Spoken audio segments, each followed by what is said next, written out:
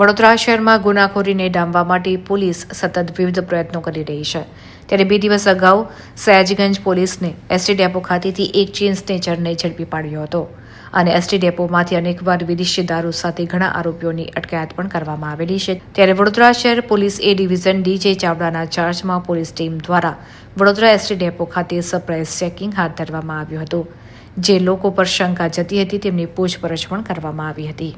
અહીંયા અવારનવાર surprise checking police દ્વારા થતું જ રહે છે। આ વડોદરા શહેરનો મુખ્ય એસટી ડેપો છે।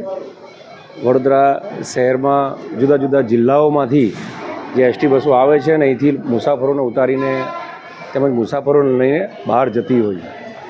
અહીંયા લોકલ સિક્યુરિટીની સાથે પોલીસે સતત ચેકિંગ રાખતા હોઈએ છીએ। આજે પણ એનો એક ભાગ જ છે।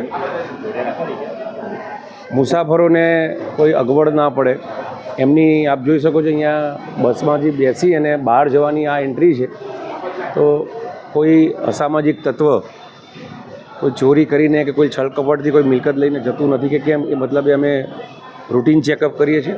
અમને 2 દિવસ પહેલાં જ એક બેનના ગળામાં સોનાની ચેન હતી, એને ઝૂંટવીને એક ઈસમ ભાગેલો, એનો ગુનો રજીસ્ટર કરી અને અમે અહીંયા અમારા અંગત બાતમીદાર તેમજ ઇલેક્ટ્રોનિક સર્વેલન્સના માધ્યમથી એ વ્યક્તિ આઈડેન્ટિફાઈ પણ થયો હતો અને અમે તુરંત જ એને રાઉન્ડ અપ કરી એની એક્ટિવા અને ચોરીમાં ગયેલ સોનાની ચેન અમે રિકવર કરેલી અને એની ધરપકડ કરી અને કોર્ટ કસ્ટડીમાં એને મોકલી આપેલ છે।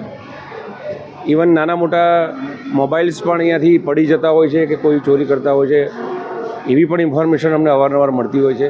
હમણે જ આવા પડી ગયેલા નંબર ઓફ મોબાઈલ્સ લોકોને પરત સોંપેલા છે। હજુ પણ અમને અમુક મોબાઈલ્સ મળ્યા છે, એમના લોકોને બોલાવવાની તજવીજ ચાલુ છે।